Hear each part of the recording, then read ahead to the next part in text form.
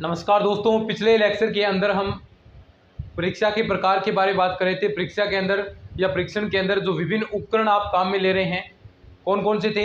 एक तो हमने परिमाणात्मक और एक गुणात्मक। तो गुणात्मक वाले जितने भी थे आपके मैंने सारे करा दिए, चाहे बात करें हम अवलोकन की, जांच सूची की, साक्षात्कार, रेटिंग स्केल और ये जितने भी आपके 6-7 जितने भी आपके पार्ट थे उन सभी को हमने अच्छे से कंप्लीट कर लिया था।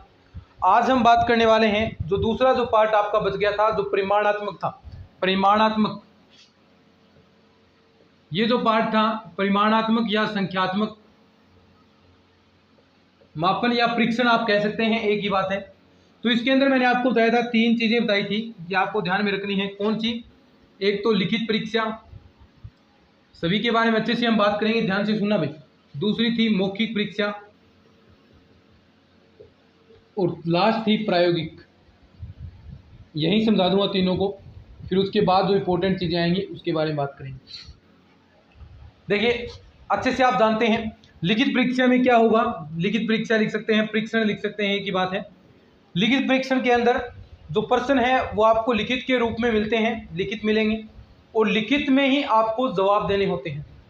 क्या कह रहा हूं मैं? लिखित में प्रश्न मिलेंगे, लिखित में ही आपको जवाब मिलेंगे। ये जो परीक्षाएं आपकी त्रैमासिक, अर्धवार्षिक, वार्षिक, इस प्रकार से ये परीक्षाएं ली जाती हैं, या कक्षाओं के बीच बीच में भी ली जाती हैं लिखित परीक्षाएं। यानी जैसे ही पाठ पूरा हो गया इस प्रकार लिखित परीक्षा ली जाएगी। तो ये परीक्षाएं आप समझ चुके हैं जो लिख कर दी जाएगी, लिखित परीक्षण। मौखिक परीक्षण जिसके अंदर एक अध्यापक आपसे प्रश्न पूछेगा और मौखिक रूप से ही आपको उनके जवाब देने हैं। इसे देखिए होगा क्या, आपका उच्चारण एक तो शुद्ध होगा, आप पाठ अच्छे से पढ़ पाएंगे, जो उच्चारण दोष है उनका निवारण होगा। इससे आप वाद विवाद प्रतियोगिताओं के अंदर हिस्सा ले सकेंगे, भाषण कला आपकी सुधरेगी। तो ये सारी चीज़ें किससे संभव हैं? मौखिक परीक्षण से। बात करते हैं प्रायोगिक परीक्षण के बारे में।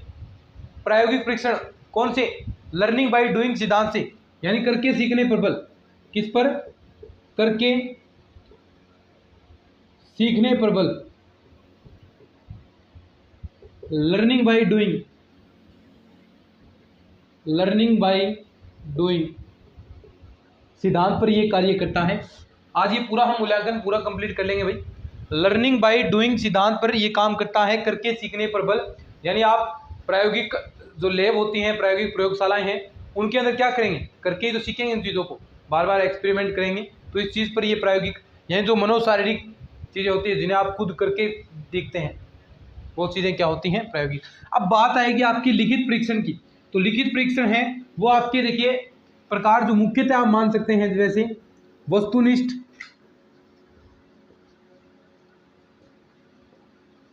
वस्तुनिष्ठ परीक्षण और एक है आपका निबंधात्मक परीक्षण।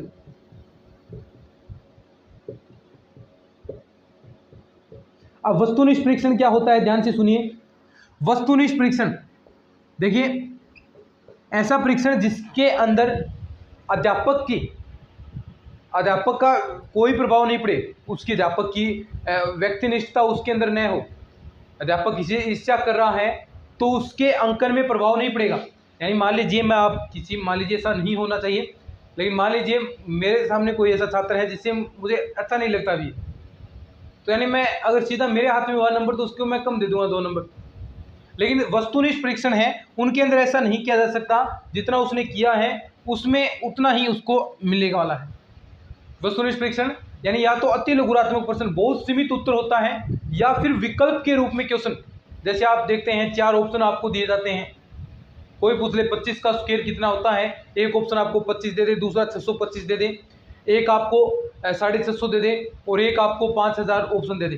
तो ये 4 ऑप्शन आपको दे दिए, तो उनमें से जो आंसर होगा वो आपने क्लिक कर दिया।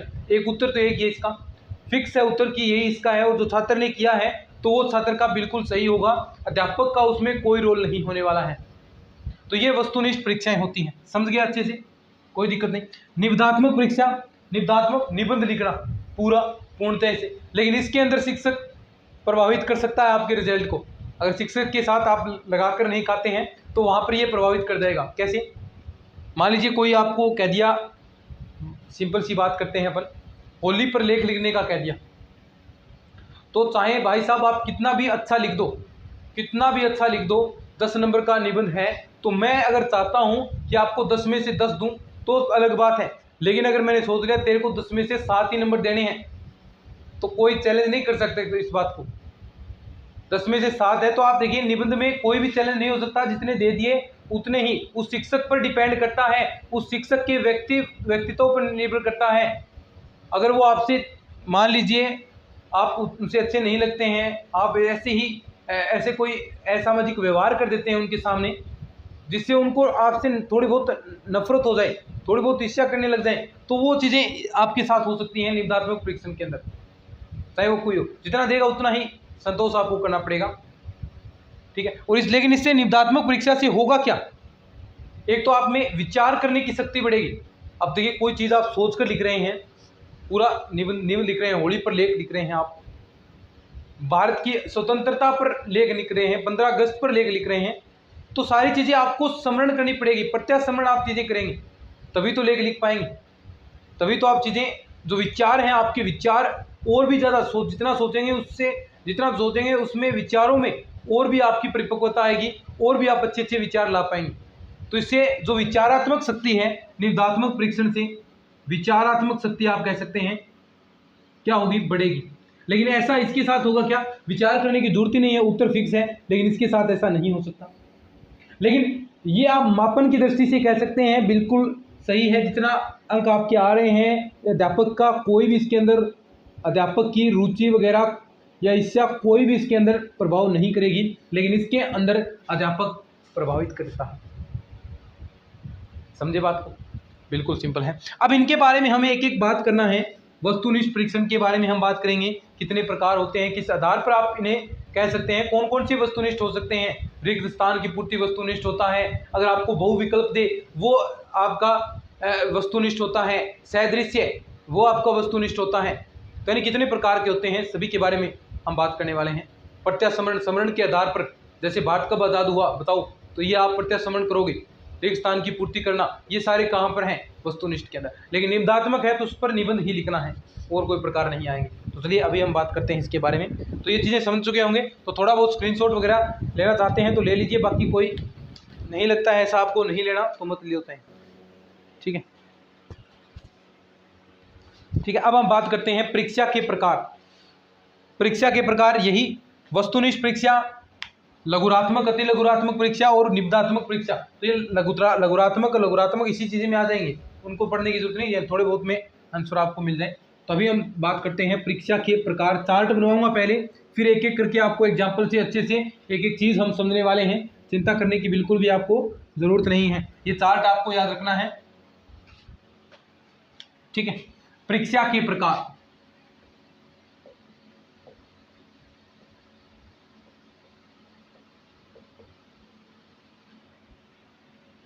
परीक्षा के प्रकार, ठीक है। अब देखो परीक्षा के प्रकार में दो ही के बाद में बात करूंगा, क्योंकि वो तो इसी के अंदर आ जाएगा।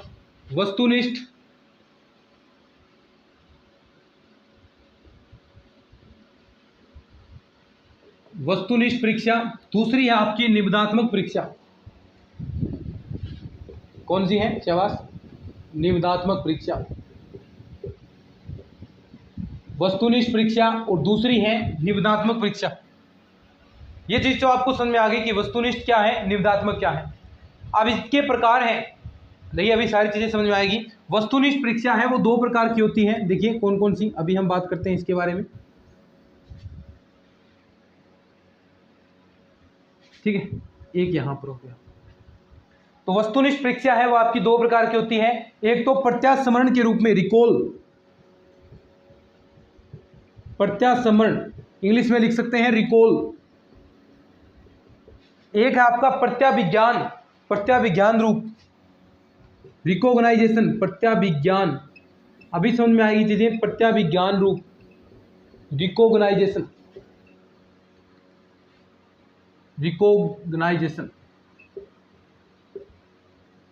पहचान। अब देखो प्रत्यास्मरण यानी रिकॉल करना, ऐसे चीजें जिनके अंदर आपको थोड़ा बहुत सोचने की जरूरत पड़े, तो ऐसे कौन से प्रश्न हो सकते हैं। देखिए ये भी आपका दो प्रकार का होगा। एक तो आप लिख सकते हैं यहाँ पर, देखिए ध्यान से चार्ट पूरा अच्छे से बनाना है। सामान्य रूप से प्रत्यास्मरण, अभी बात करेंगे एक एक अच्छे से एक एक चीज के बारे में। दूसरा है आपका सामान्य प्रत्यास्मरण और दूसरा रिक्त स्थान की पूर्ति।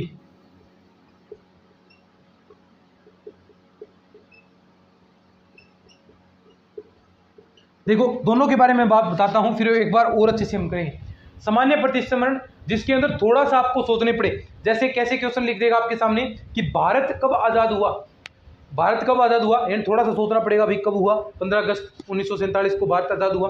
पूछ रहे कि भारत का संविधान कब लागू हुआ, तो यानी इस प्रकार के जो क्वेश्चन आएंगे, इस प्रकार के जिसके अंदर क्वेश्चन आते हैं उन्हें आप क्या कहते हैं, जिसके अंदर सामान्य रूप से प्रत्यास्मरण होता है।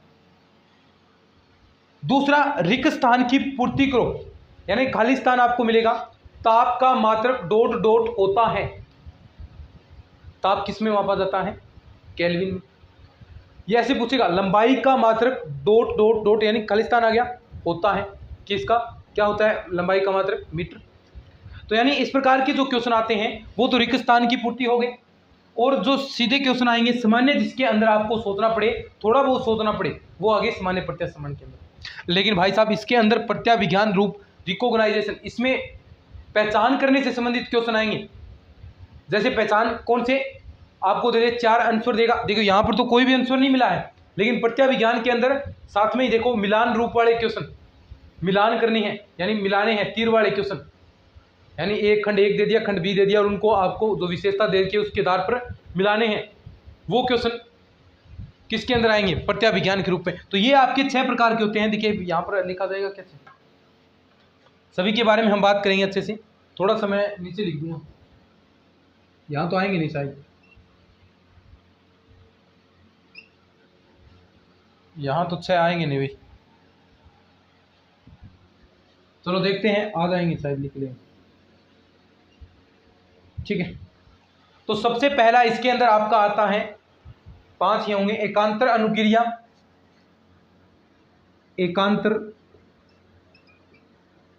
अनुक्रिया यानी जिसके अंदर आपको केवल मात्र, देखो जो क्वेश्चन आते हैं ना कि ये चीज ताप का मात्रक केल्विन होता है, सत्य है या असत्य, सत्य या असत्य वाले एकांतर अनुक्रिया, या तो सत्य या असत्य, एकांतर देखिए एकांतर क्रम से, या तो सत्य या असत्य, यानी एकांतर रूप से क्रम, सत्य या असत्य।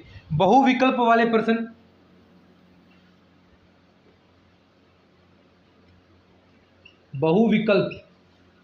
बहुविकल्प वाले प्रश्न यानी जिसके अंदर आपको 4 ऑप्शन दे दे, सीधी सी बात है 4 ऑप्शन दे दे, जिसके अंदर बहुविकल्प यानी 4 ऑप्शन दे दिए, सामान्यतः 4 ऑप्शन ही दिए जाते हैं, उनमें से आपको पहचान करना, यानी उत्तर यहां पर मिलेंगे आपको, सीधी सी बात। मिलान वाले प्रश्न, मिलान रूप, एक वर्गीकरण करना, जैसे अलग कोई अलग निकाल लेना, कोई बताए इनमें से क्या भिन्न होगा, यानी कुछ 3 एक से दे दिया, चौथा एक अलग दे दिया।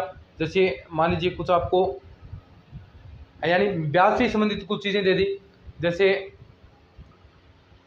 चक्रवर्ती ब्याज, साधारण ब्याज और सीधा ब्याज, और एक दे दिया आपको औसत, तो इनमें अलग कौन सा है, वर्गीकरण करना, यानी सीधा से आप बता देंगे कौन सा अलग हुआ, जो अलग है वो बता देंगे, तो यानी वर्गीकरण, यानी औसत अलग हो गया, वर्गीकरण। और एक आपका सदृश्य, वर्गीकरण सदृश्य, देखो ये आपके 5 हो गए। अब इनके बारे में एक एक करके हम अच्छे से पढ़ने वाले हैं, इनके बारे में थोड़ा सा और पढ़ेंगे, इनके बारे में वैसे आपको चीज़ें बता दी, थोड़ा सा लिखवाने वाला चीज़ें हैं वो लिखवा दूंगा हम, तो इसका स्क्रीनशॉट बढ़िया तरीके से ले लीजिए, क्योंकि देखिए चार्ट पूरा ही आपके काम आएगा, ये चार्ट पूरा ही आपके काम आएगा, तो इस बोर्ड का आप स्क्रीनशॉट ले लीजिए। भाई मैं थोड़ा सा इधर हो जाता हूँ, ठीक है।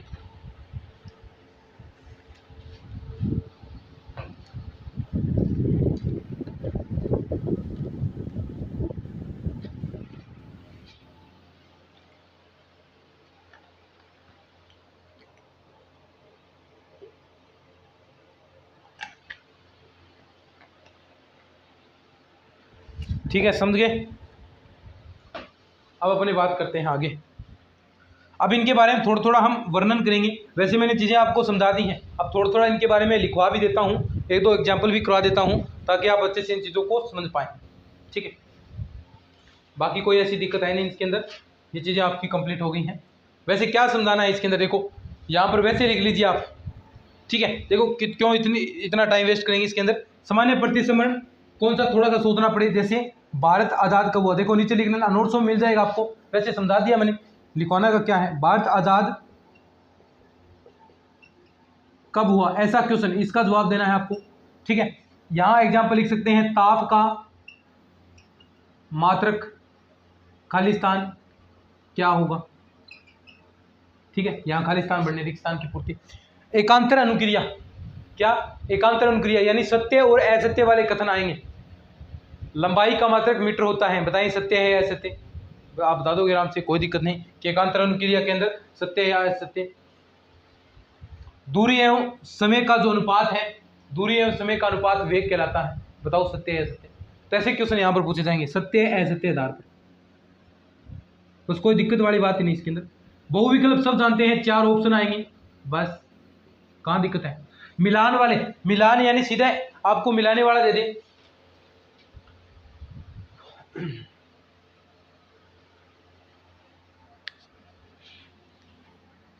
मिलान वाले क्वेश्चन यानी आपको दे दिए 4, एक खंड यहाँ पर दे दिया, बी यहाँ पर दे दिया, और यहाँ पर कुछ संख्या दे दी, यहाँ पर कुछ संख्या दे दी, जो भी नियम दे उसके अकॉर्डिंग आप कर सकते हैं, ठीक है। जो भी आपको नियम दे उसके अनुसार पर आप जा सकते हैं कि कौन सा किसके साथ मैच खाएगा, सब जानते हैं अच्छे से। वर्गीकरण, वर्गीकरण अभी मैंने एग्जाम्पल दिया, ब्याज, साधारण ब्याज, चक्रवर्ती ब्याज और एक औसत, इन चारों में से कौन सा भिन्न है। देखो बाकी जो तीनों पहले 3 थे ये ब्याज से ही रिलेटेड है, लेकिन औसत है वो अलग है, तो औसत अलग हो जाएगा, तो ऐसा एग्जाम्पल इसके साथ आएगा। सदृश्य यानी देखिए ऐसा पूछ रहे कि समकोण है, देखो यहाँ पर एग्जाम्पल लिखता हूं मैं, समकोण 90 डिग्री, ठीक है, और यहां पर इस प्रकार सरल कोण कितना, एक खालिस्तान छोड़ दिया। अब सदृश्य इसके आधार पर समकोण 90 डिग्री, तो सरल कोण कितना 180 डिग्री होता है, तो ऐसा क्वेश्चन यहां पर पूछे आप, बोलो समझ में आ गया, बस यही तो है, क्या है इसके अंदर, और ये वस्तुनिष्ठ परीक्षण आपका हो गया। अब इसके गुण दोष आपको बताता हूं, देखो सीधी सी बात है, वस्तुनिष्ठ जो परीक्षण है इसके गुण दोष हम अच्छे से लिखते हैं और फिर एक एक करके हम बात करेंगे, ठीक है। वस्तुनिष्ठ परीक्षण के गुण व दोष ले लिया ना स्क्रीनशॉट। अब हम बात करते हैं इसके गुण दोष के बारे में।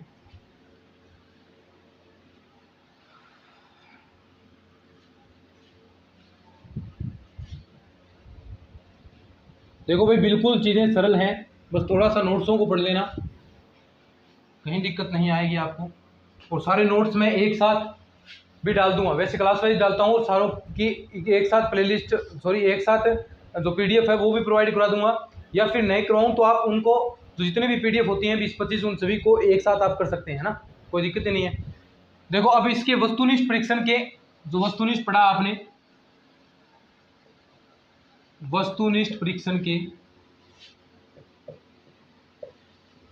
गुण व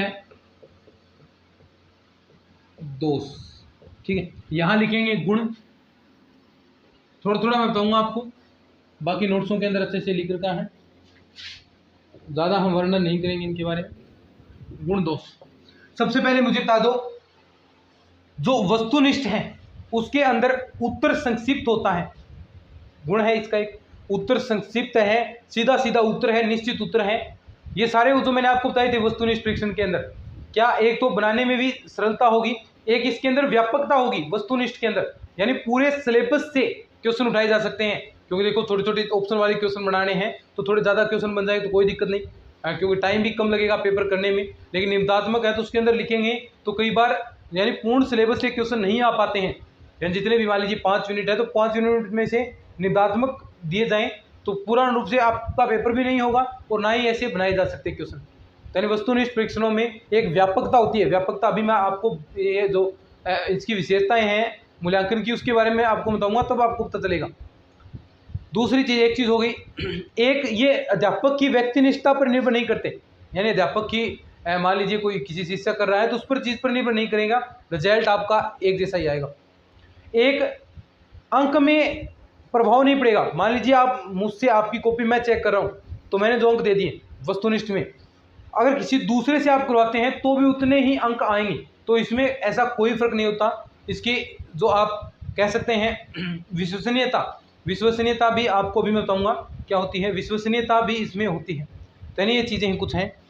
ऐसे इसके दोष हैं भाई, देखो समय ज़्यादा लगेगा, सीधी सी बात है, यानी इसके अंदर टाइम बनाने के अंदर, क्योंकि ऑप्शन सोचना इसके अंदर बनाने में टाइम ज़्यादा लगेगा, करने में टाइम कम लग सकता है स्टूडेंट्स को, लेकिन क्वेश्चन बनाने में, अब तो देखो निबंधात्मक है तो सीधे सीधे 15-20 क्वेश्चन लिख देगा, लेकिन ऐसे क्वेश्चन बनाने में कितना टाइम लगेगा, यानी इसके अंदर टाइम बहुत ज़्यादा लगेगा। तो ऐसे ही कुछ दोष हैं, वो एक एक करके अपन करते हैं। और दोष और भी आप बात कर सकते हैं, विचारों को अभिव्यक्त नहीं कर सकता। अब देखो यहाँ पर आप क्वेश्चन तो सीधा सीधा क्वेश्चन कर दिया, हाँ भाई आपको आता है तो ये इसका ऑप्शन ये होगा, तो इसके अंदर विचार अभिव्यक्त नहीं कर सकता। लेकिन निबंधात्मक परीक्षण के अंदर स्टूडेंट है, विद्यार्थी है, वो विचार अपने रख सकता है, अपने विचार अभिव्यक्त कर सकता है। कई बार इसमें तुक्का भी लग सकता है, कई बार आप लगा के आते हो ना तुक्का एग्जाम के अंदर, फिर आप देखते हो कि आपका 1/3 गया, तो वैसे तुक्का इसके अंदर कई बार अनुमान लगाया जा सकता है, लेकिन निबंधात्मक परीक्षण के अंदर अनुमान तो थोड़ी ना लगाया जा सकता है, गलत ही होगा।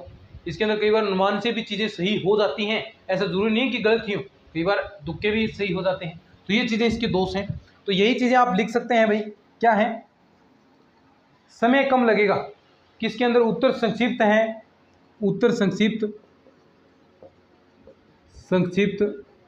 एवं स्पष्ट है, यानी उत्तर इसके संक्षिप्त एवं स्पष्ट है। परीक्षक की जो व्यक्तिनिष्ठता है उसका कोई प्रभाव नहीं पड़ता, परीक्षक की व्यक्तिनिष्ठता का कोई प्रभाव नहीं पड़ता। शिक्षक की व्यक्तिनिष्ठता का कोई प्रभाव नहीं पड़ता भाई। और मैंने सीधा कह दिया, इसके अंदर क्या होती है, व्यापकता होती है। व्यापकता यानी पूर्ण सिलेबस में से क्वेश्चन लिए जा सकते हैं, पूर्ण सिलेबस में से क्वेश्चन, यानी इसके अंदर सीधे तौर पर कह सकते हैं व्यापकता होती है। आयोजन, इसका आयोजन करना बिल्कुल आसान है, आयोजन और समय की बचत, आयोजन आसान एवं जो समय है एवं समय की बचत, यानी इसमें आयोजन है वो आसान होता है और समय की बचत होती है।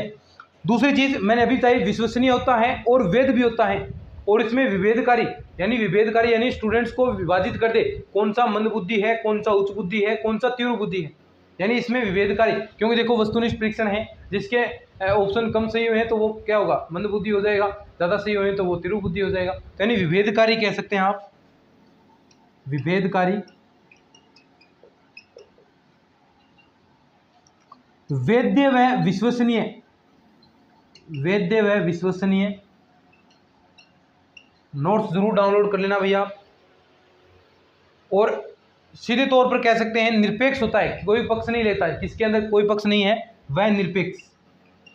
दोष की बात करें, जो पेपर बनाना है उसके अंदर बहुत टाइम लगेगा भाई, निर्माण कार्य कठिन है, निर्माण करना बहुत कठिन है, तो इसके अंदर टाइम भी बहुत लगेगा, निर्माण कार्य कठिन, वह समय साध्य, यानी समय ज़्यादा लगेगा। दूसरी चीज़ आप बात करें, विचारों की अभिव्यक्ति नहीं की जा सकती इस परीक्षण के अंदर, वस्तुनिष्ठ परीक्षण है, ऑप्शन दिए तो विचार कहाँ से रखोगे, विचारों की अभिव्यक्ति नहीं, विचारों की अभिव्यक्ति नहीं होती। यानी एक तो आपका निर्माण कार्य है वो कठिन होता है और समय साध्य होता है, और इसके अंदर विचारों की अभिव्यक्ति नहीं की जा सकती। और कई बार प्रश्नों का जो उत्तर है वो विद्यार्थी या छात्र है वो अनुमान लगाकर भी कर सकता है, प्रश्नों का उत्तर अनुमान लगाकर।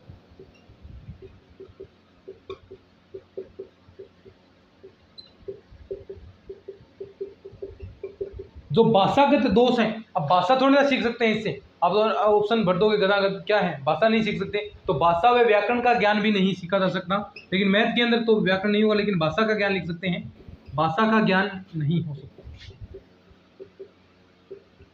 तो इससे भाषा का ज्ञान नहीं हो सकता। ये कुछ आपके दोष हैं।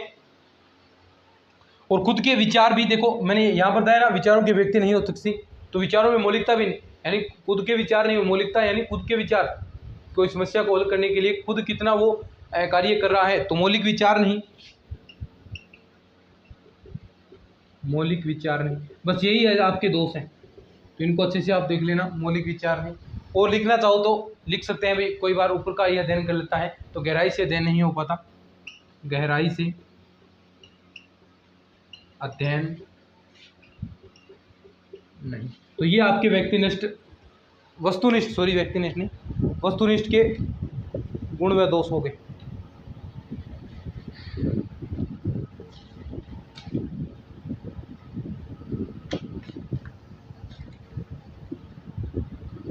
ठीक है, अब हम आगे बात करते हैं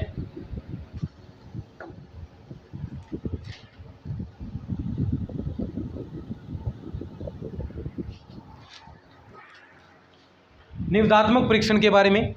लिख लीजिए आप, फिर निबंधात्मक परीक्षण के बारे में हम बात करेंगे।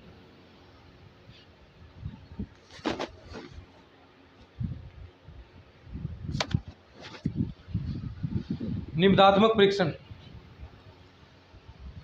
लिख लो, स्क्रीनशॉट ले लो भी अच्छे से इसका।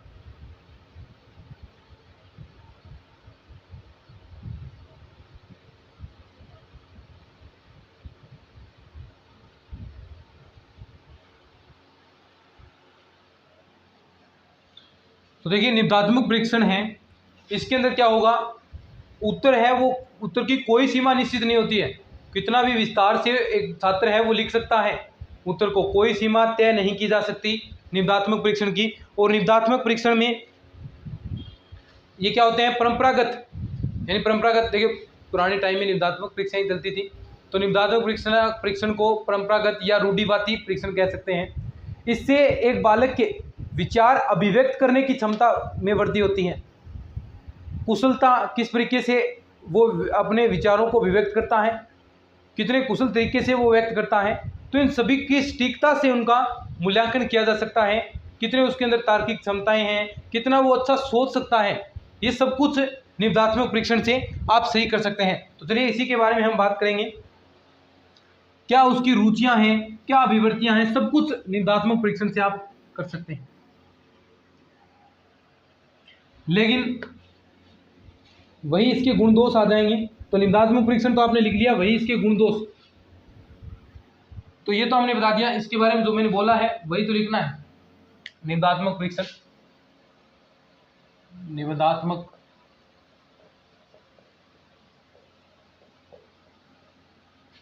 क्या होता है, यानी उत्तर की कोई सीमा तय नहीं है, उत्तर की कोई सीमा तय नहीं, उत्तर की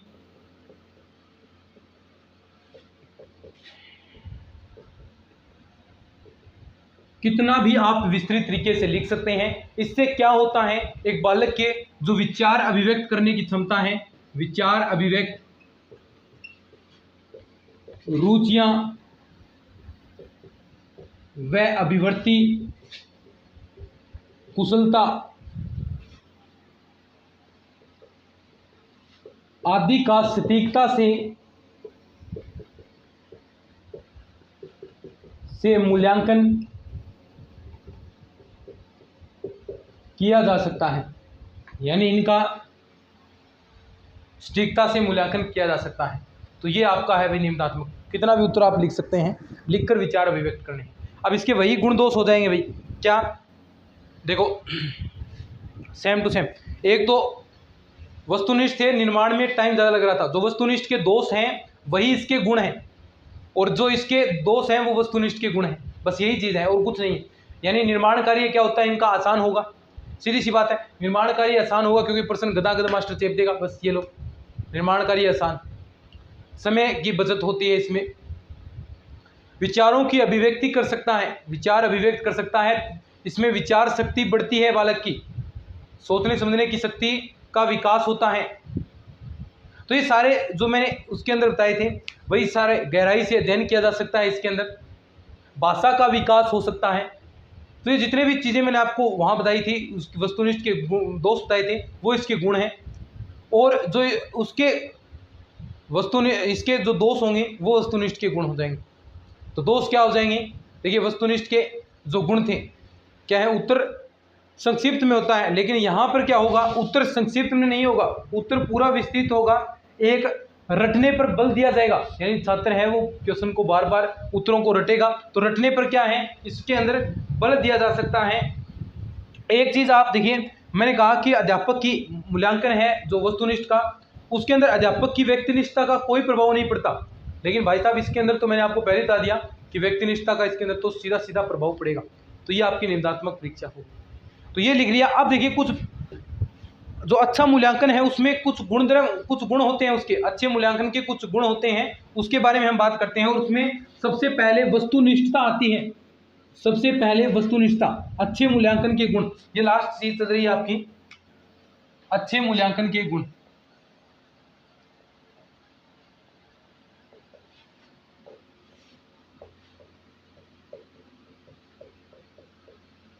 अच्छे मूल्यांकन के गुण हैं, सुनिएगा क्या होते हैं। अच्छा मूल्यांकन कौन सा होता है, नंबर एक, कौन कौन से गुण होने चाहिए, सभी के बारे में हम बात करेंगे। नंबर एक, उसके अंदर वस्तुनिष्ठता, ये बहुत बार पूछी जाती है एग्जाम के अंदर, निश्चित तौर पर एक क्वेश्चन कंफर्म मान लेना। ये जो 6-7 बातें आपको बताऊं मैं, विश्वसनीयता, विश्वसनीयता, तीसरा वैधता, चौथा देखिए वैधता है, चौथा विभेदकारिता, पांचवा व्यापकता, यानी जो आपका परीक्षण है वो व्यापक होना चाहिए, विभेदकारी होना चाहिए। और एक आप लिख सकते हैं व्यवहारिकता।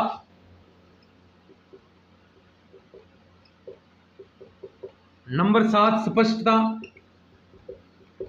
तो ये आपके कुछ गुणधर्म है। अभी थोड़ा सा इनके बारे में बताता हूं कि वस्तुनिष्ठ क्या होता है, बाकी नोट्सों के अंदर प्रॉपर लिख रखा है, थोड़ा सा समझाता हूं मैं इन चीजों को, समझिएगा ध्यान से।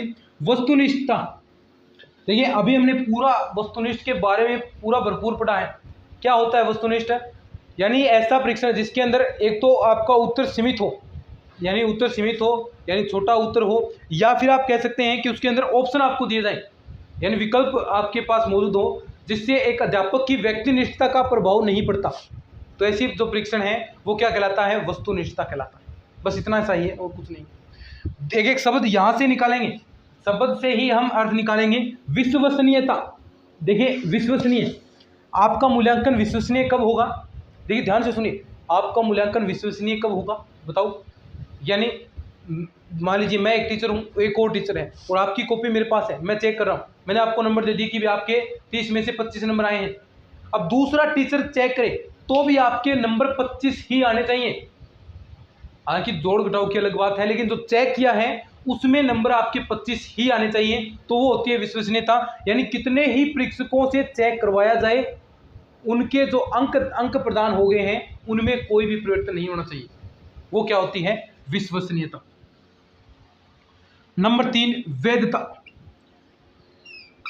वैधता, वैधता का अर्थ क्या हो गया, यानी जिस चीज का आप मूल्यांकन करना चाहते हैं, जिस उद्देश्य के लिए आप करना चाहते हैं, यानी उसका मूल्यांकन हम कर रहे हैं, तो उस उद्देश्य की प्राप्ति भी आपको होनी चाहिए। जो चीज आप करना चाहते हैं, जिसके लिए मूल्यांकन किया है, वो चीज आपको प्राप्त भी होनी चाहिए, तभी तो वो वैध होंगे, तभी तो परीक्षण आपका वैध होगा। तो वो चीज भी आपकी होनी चाहिए कि वैधता एक परीक्षण के अंदर आपकी जरूरी है। जिस गुण का आप मापन कर रहे हैं उस गुण का मापन होना जरूरी है। विभेदकारिता, देखो सब नाम से स्पष्ट है, विभेद यानी अलग अलग करना। कौन से विभेद क्या करोगे, छात्रों में अलग अलग बांट दोगे, कौन सा इंटेलिजेंट है, कौन सा कमजोर है, कौन सा वीक है। तो यानी मंद बुद्धि, उच्च बुद्धि, तीव्र बुद्धि में विभेद करना, मूल्यांकन ऐसा ही होना चाहिए जो मंद बुद्धि, उच्च बुद्धि, तीव्र बुद्धि में बालकों में विभेद कर दे। व्यापकता, व्यापकता समझ में आ गया, यानी बड़े स्तर पर हो गया, यानी पूरे सिलेबस में से क्वेश्चन लिए जाए। देखो समझो इस चीजों को, एक एक चीज आप समझो, दोबारा बता दूंगा मैं, यहाँ यहीं पर याद करना है, फिर नोट्सों में रीडिंग मार लेना, एक एक कभी भी नहीं भूलोगे अगर ऐसे समझ लोगे तो। नाम से समझो, व्यापकता यानी व्यापकता बहुत बड़े स्तर पर, यानी पूरे सिलेबस में से क्वेश्चन उठने चाहिए। मूल्यांकन, अच्छे मूल्यांकन की यही विशेषता है कि पूर्ण सिलेबस में से क्वेश्चन उठेंगे, तभी आप कहेंगे कि उस परीक्षण की व्यापकता है। व्यवहारिकता, व्यवहारिकता का मतलब यानी जो आपका परीक्षण है बिल्कुल सरल होना चाहिए, जो आपकी क्वेश्चन है सरल भाषा के अंदर स्पष्ट होने चाहिए, सभी को समझ में आने चाहिए, वो व्यवहारिक होने चाहिए, सभी उन क्वेश्चन को कर पाए, ऐसी आपका जो मूल्यांकन कर रहे हैं आप, ऐसा होना चाहिए। स्पष्टता, वही बात क्वेश्चन है वो स्पष्ट रूप से होनी चाहिए। तो एक बार पुनः मैं आपको थोड़ा सा इसके बारे में क्विक रिवीजन दे देता हूँ। वस्तुनिष्ठता यानी ऐसा परीक्षण जिसके अंदर उत्तर है आपके सीमित हो या फिर विकल्प के रूप में हो, जिसके अंदर एक अध्यापक की व्यक्तिनिष्ठता का कोई भी प्रभाव ना पड़े, सीधी सी बात वस्तुनिष्ठता होगी। दूसरी चीज विश्वसनीयता, नाम से स्पष्ट है विश्वसनीय, यानी विश्वसनीय होना चाहिए। विश्वसनीय कब होगा? जब एक बार अंक प्रदान हो गए तो कितने बार भी परीक्षण किया जाए, कितने भी परीक्षकों से चेक करवाया जाए, अंकन में चेंज नहीं होना चाहिए। नंबर 25 आ गए तो भाई साहब 25 आ ही गए, आप मुझसे कराएं चाहे आप किसी से भी कराएं, नंबर 25 ही रहने चाहिए। अगर ऐसा नहीं है तो उसके अंदर विश्वसनीयता नहीं होगी। ठीक है। वैधता, वैध होना चाहिए। जिस चीज का आप मूल्यांकन कर रहे हैं, जिस गुण का मापन आप एक छात्र के अंदर कर रहे हैं, उस गुण की, मान लीजिए जो गुण का मापन कर रहे हैं तो उस गुण का ही मापन होना चाहिए। जिस तो सोच रखा है ना आपने, मैं इस गुण का मापन करूंगा, इस चीज का मूल्यांकन कर रहा हूं, तो उसी चीज का मूल्यांकन होना चाहिए। विभेदकारिता यानी मंद बुद्धि, तीव्र बुद्धि, उच्च बुद्धि के अंदर बांटने वाले जो आपका मूल्यांकन है पेपर ऐसा होना चाहिए, परीक्षा ऐसी होनी चाहिए जो विभेद कर दे। व्यापकता यानी पूरे सिलेबस में से क्वेश्चन आने चाहिए। व्यवहारिकता, सरल, स्पष्ट और सभी के करने लायक क्वेश्चन होने चाहिए जिन्हें सभी कर सकें। तो ये आपकी व्यवहारिकता और स्पष्टता, स्पष्ट होने चाहिए। तो ये आपका था भाई, पूरा मूल्यांकन मैंने कंप्लीट करा दिया है। मेरे ख्याल से 5-6 क्लासेस हुई हैं, लेकिन पूरी मेहनत के साथ, पूरी ईमानदारी के साथ मैंने मेरा काम किया है। मेरा 100% आपको देने का प्रयास किया है। यानी लगभग हर क्लास आप 35-40 मिनट की माने तो 5 क्लासेस के अंदर देख सकते हैं 30-150 मिनट मैंने आपको मूल्यांकन के अंदर दिए हैं। तो काफ़ी टाइम है, 2.5-3 घंटे मूल्यांकन के बारे में हमने पढ़ा है और एक एक चीज़ आपको अच्छे से मैंने समझाई।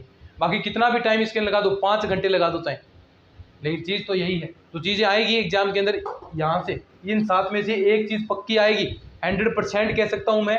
इनमें से 7 में से एक क्वेश्चन पक्का आपका आने वाला है एग्जाम के अंदर। तो मेरे ख्याल से आपको समझ में आ गया है। करना क्या है, थोड़ा सा शेयर करना है बस, और कुछ नहीं। बस शेयर से देखिए हौसला बढ़ता है, आप जब शेयर करते हैं, चैनल को सब्सक्राइब करते हैं, लाइक करते हैं, बस और क्या चाहिए यहाँ पर पढ़ाने के लिए, यही तो चीज़ें चाहिए। चलिए आज के इस वीडियो को इतना ही, मिलते हैं नेक्स्ट क्लास में, तब तक के लिए धन्यवाद। जय हिंद, जय भारत।